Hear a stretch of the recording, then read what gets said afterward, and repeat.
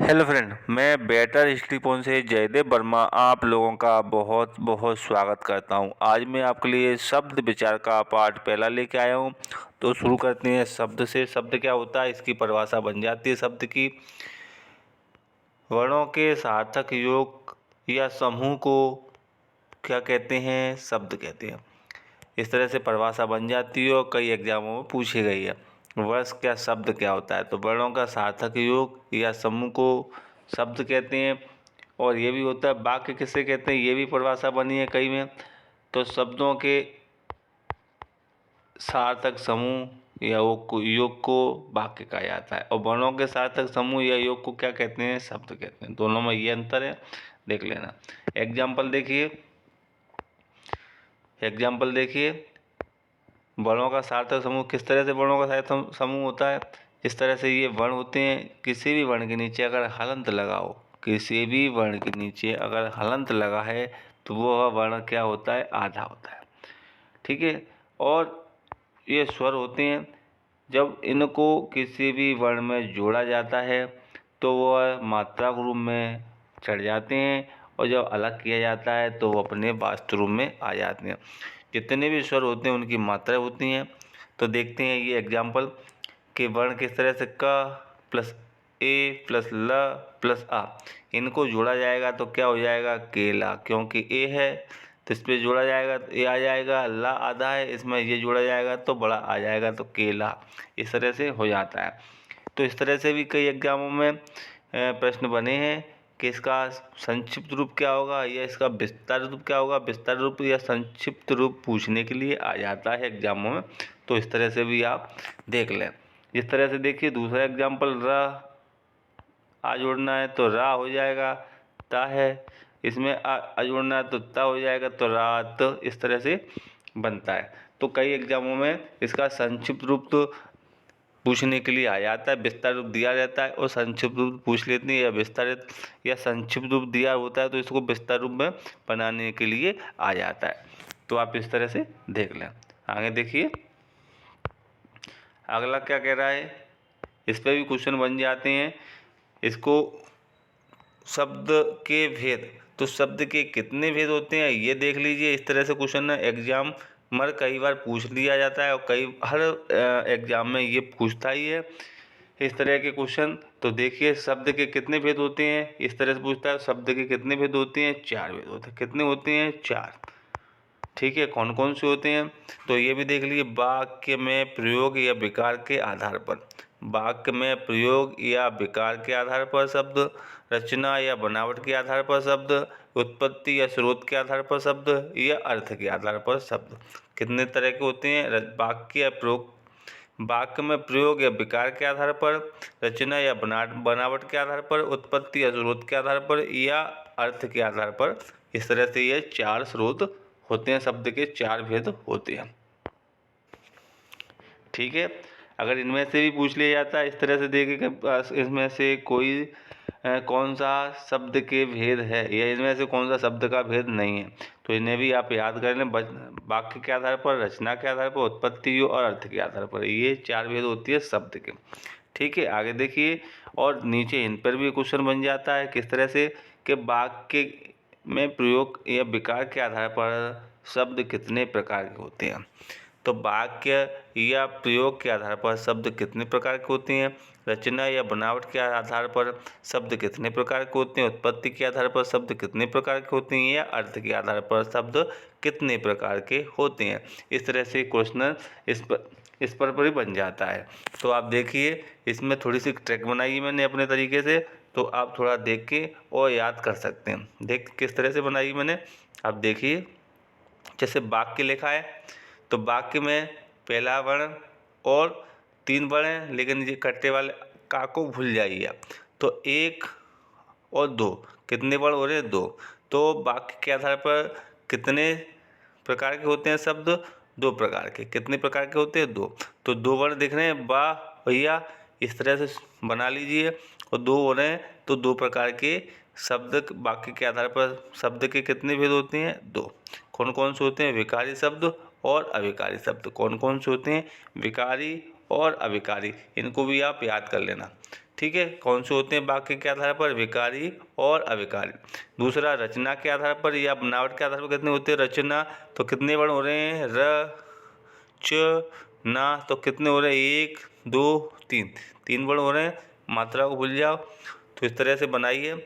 तो 3 हो रहे हैं, तो कितने हो रहे हैं रचना के आधार पर? शब्द के भेद 3 होना चाहिए। रूढ़, यौगिक, योग रूढ़।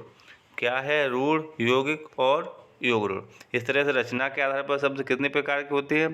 3। ठीक है, उत्पत्ति के आधार पर कितने होते हैं? तो उसमें आप जो कटे अक्षर हैं उन्हें भी जोड़ लिए, उ, त, प और ती। तो कितने हो रहे हैं? 1, 2, 3 और 4। तो उत्पत्ति के आधार पर शब्द के कितने भेद होते हैं? 4। कितने भेद होते हैं? 4। ठीक है, कितने होते हैं? 4। तत्सम, तद्भव, देशज और विदेशज। और कई कई बुकों में 5 भी दिया है। तो मैंने दोनों तरीके से बुकों में देखने के बाद आपको बता रहा हूँ। कई बुकों में 4 दिया है, कई बुकों में 5 दिया। तो अधिकतर एग्जाम 4 मानता है और कई कई 5 भी मान लेता है, क्योंकि संकर शब्द होते हैं। ये दो वर्णों के 2 शब्दों को मिलाने पर, 2 भाषाओं को मिलाने पर बनता है संकर शब्द। तो इस तरह से ये 5 भी होते हैं और 4 भी होते हैं। जिस तरह से अगर एग्जाम में 4 दिया है तो 4 लगा देना, अगर 5 दिया है तो 5, अगर दोनों दिए हैं तो आप 4 लगा देना। ठीक है, अर्थ के आधार पर देखिए, अर्थ के आधार पर शब्द अ और था 2 है तो 2 होते हैं। अर्थ के आधार पर शब्द कितने तरह के होते हैं? 2। कौन कौन से होते हैं? सार्थक और निरर्थक। 2 तरह के होते हैं, सार्थक और निरर्थक। कई कई बुकों में 4 भी दिए हैं, क्योंकि ये सार्थक और निरर्थक को नहीं मानते हुए क्या क्या दे दिया उन्हें? पर्यायवाची, विलोम, समानार्थी और इस तरह से ये दे दिया है, एकार्थी। ठीक है, इस तरह से ये दे रहे हैं, तो आप देख लें। मेरे हिसाब से 2 ही होते हैं। मैंने कई बुकों में देख लिया है और कई एग्जामों में भी देख लिया है, टेस्ट पेपरों में, कि कितने होते हैं? 2। ठीक है, तो आप 2 माने, लेकिन कई बुकों में 4 ही दिया है। तो आप और टैली करके मुझे कमेंट के माध्यम से बता सकते हैं। ठीक है, आगे देखिए। आगे वाक्य में रूप या प्रयोग के आधार पर शब्द। तो वाक्य दिया है, वाक्य 2 होते हैं, तो वाक्य रूप के आधार पर शब्द कितने भी तरह के होते हैं? 2। कौन कौन से होते हैं? विकारी शब्द और अविकारी। कितने होते हैं? 2, विकारी और अविकारी। ठीक है, तो शुरुआत से लेके चलते हैं। विकारी, विकारी शब्द कौन से होते हैं? इस पर क्वेश्चन बनता है। तो विकारी शब्द वे शब्द जिनमें लिंग, वचन या कारक के आधार पर मूल शब्द में परिवर्तन होता है, उसे विकारी शब्द कहते हैं। किस में परिवर्तन होता है? लिंग, वचन और कारक के आधार पर। किस में? संज्ञा, सर्वनाम। किस में परिवर्तन होता है? संज्ञा, सर्वनाम, विशेषण और क्रिया। इनमें लिंग, वचन, कारक के आधार पर परिवर्तन होता है। किस में होता है? संज्ञा में हो जाए, सर्वनाम में हो जाए, विशेषण में हो जाए, या क्रिया में किस में होता है? लिंग, वचन और कारक के आधार पर परिवर्तन होता है, वही विकारी शब्द कहते हैं। तो विकारी शब्द कौन से होते हैं? संज्ञा, सर्वनाम, विशेषण और क्रिया, ये विकारी शब्द होते हैं। तो इस पर भी क्वेश्चन बन जाता है, विकारी शब्द कौन से होते हैं? संज्ञा, सर्वनाम, विशेषण, क्रिया, विशेषण, ये 4 तरह के विकारी शब्द होते हैं। और पूछ लिया था कितने होते हैं? 4 होते हैं। कौन कौन से होते हैं? संज्ञा, सर्वनाम, विशेषण और क्रिया। ठीक है, इस तरह से ये क्वेश्चन बन जाता है इसमें से। तो इसमें किन के आधार पर परिवर्तन होता है? लिंग, वचन और कारक के आधार पर इनमें परिवर्तन होता है विकारी शब्द में। और इसका जस्ट उल्टा भी कर सकते हैं कि जिन शब्दों में लिंग, वचन, कारक के आधार पर परिवर्तन ना हो, वो कौन से शब्द होते हैं? अविकारी शब्द होते हैं। वे कौन से शब्द होते हैं? अविकारी शब्द होते हैं। ठीक है, विकारी कौन से होते हैं? लिंग, वचन, कारक के आधार पर जिन्हें परिवर्तन होता है वो विकारी, और जिसमें लिंग, वचन, कारक के आधार पर परिवर्तन ना हो वो अविकारी। ठीक है, एग्जाम्पल देख लीजिए इनका, किस तरह से परिवर्तन होता है वो देखिए। जैसे लड़का घूम रहा है, तो लड़का है, ये संज्ञा है, तो इसमें परिवर्तन करेंगे तो लड़की घूम रही है। ठीक है, इस तरह से परिवर्तन होता है संज्ञा में। फिर दूसरा देखिए, घोड़ा दौड़ रहे हैं, तो घोड़े दौड़ रहे हैं, तो घोड़ा दौड़ रहा है, घोड़े दौड़ रहे हैं, तो इसमें वचन के आधार पर हो गया। इसमें लड़के के लिए आम लाओ, तो लड़कों के लिए आम लाओ, ये कारक के आधार पर हो गया। का के लिए, इस तरह से कारक के आधार पर परिवर्तन हो जाता है। तो किस तरह से होता है? लिंग, वचन और कारक के आधार पर इसमें परिवर्तन होता है। किन में होता है? संज्ञा, सर्वनाम, क्रिया और विशेषण में परिवर्तन होता है। वही कौन से शब्द कहलाते हैं? विकारी शब्द कहलाते हैं।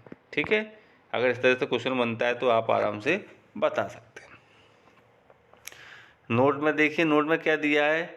संज्ञा, सर्वनाम, क्रिया, विशेषण शब्द विकारी शब्द हैं। तो अगर पूछ लिया जाता है और 4 ऑप्शन दे दिए कि विकारी शब्द कौन सा है, और अलग अलग दे दिए, पूछ लिया कि इसमें विकारी शब्द कौन सा है, तो इसको देखिए संज्ञा, सर्वनाम, क्रिया और विशेषण। इस तरह से दे दिए संज्ञा, अव्यय, कृत्य, प्रत्यय, इसमें विकारी शब्द कौन सा है, इस तरह से दे दिया। तो आपको पता है कि कौन से होते हैं विकारी शब्द? संज्ञा, सर्वनाम, विशेषण और क्रिया, ये विकारी शब्द है। तो संज्ञा दिख रही है तो वो विकारी शब्द है। इस तरह से इसमें क्वेश्चन बन जाता है। ठीक है, अविकारी शब्द कौन से होते हैं? जिसमें संज्ञा, सर्वनाम, इसमें लिंग, वचन, कारक के आधार पर कोई परिवर्तन नहीं होता है, वो विकारी शब्द होते हैं। और इसमें क्या होता है? अव्यय होता है। अविकारी शब्द में अव्यय होता है, तो उसमें कोई परिवर्तन नहीं होता है अव्ययों में। ठीक है, जैसे आगे देखिए एग्जाम्पल में पता चल जाएगा। जिन शब्दों के रूप में लिंग, वचन, कारक के आधार पर कोई परिवर्तन नहीं होता है वह अविकारी शब्द है। ठीक है, मतलब इसमें कोई परिवर्तन ना हो वो अविकारी शब्द है। सभी प्रकार के अव्यय अविकारी शब्द होते हैं। मतलब जितने भी अव्यय होते हैं सब प्रकार के वो कौन से होते हैं? अविकारी शब्द होते हैं। जैसे कौन से अव्यय होते हैं? आज, परंतु, तथा, यदि, धीरे धीरे आदि, ये क्या है? अविकारी शब्द हैं। क्या है? अविकारी शब्द हैं। तो ये पूछ लिया जाता है। अगर किस तरह से पूछ लिया जाता है?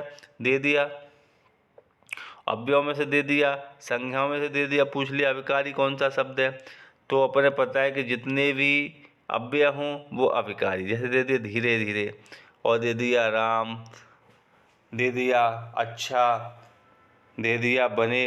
तो इसमें अब पूछ लिया अविकारी शब्द कौन सा है? तो जितने भी अव्यय हैं वो अविकारी। धीरे धीरे लिखा है वो कौन सा हो जाएगा? अविकारी शब्द। ठीक है, इस तरह से इसमें क्वेश्चन बनता है। आगे देखिए अगला क्या आगे क्या कह रहा है ये? अविकारी शब्द 4 प्रकार के होते हैं। तो यहाँ से भी क्वेश्चन बन जाता है। इसमें अविकारी शब्द कितने प्रकार के होते हैं? 4 प्रकार के। कौन कौन से होते हैं ये देखिए? क्रिया विशेषण अव्यय, संबंध बोधक अव्यय, समुच्चय बोधक अव्यय और विस्मयादि बोधक अव्यय। ये 4 तरह के अविकारी शब्द होते हैं। तो इनसे भी पूछ लिया जाता है कि इसमें अविकारी शब्द कौन से हैं? क्रिया विशेषण अव्यय, समुच्चय बोधक अव्यय, विस्मयादि बोधक अव्यय या संबंध बोधक अव्यय। इस तरह से ये 4 तरह के होते हैं। तो इनका देखिए इनसे ऐसे क्वेश्चन बनता है। क्रिया विशेषण अव्यय कौन कौन से होते हैं वो भी पूछ लिया जाता है। या संबंध बोधक अव्यय कौन से होते हैं, या समुच्चय बोधक अव्यय कौन से होते हैं, या विस्मयादि बोधक अव्यय कौन से होते हैं। तो उन पर भी क्वेश्चन पूछ लिया जाता है। तो आप देखिए किस तरह से पूछ लिया जाता है, इसके भी मैं आपको बता देता हूँ। क्रिया विशेषण अव्यय, तो क्रिया विशेषण अव्यय कौन से होते हैं इनको आप याद कर लेना। वो याद करने के सूदी ट्रिक्स ही है इसमें। क्रिया विशेषण अव्यय आजकल, अब, कब, परसों, यहाँ, वहाँ, इधर, उधर, कैसे और क्यों। तो यहाँ से भी आप पूछ लिया जाता है कि इसमें, और दे दिया क्वेश्चन दे दिया आज पर, परंतु, आहा, इसमें क्रिया विशेषण अव्यय कौन सा है। तो ये अपने पता है कि क्रिया विशेषण अव्यय में क्या आता है? आज आता है, कि पर आता है, कि परंतु आता है, कि आहा आता है, क्या आता है।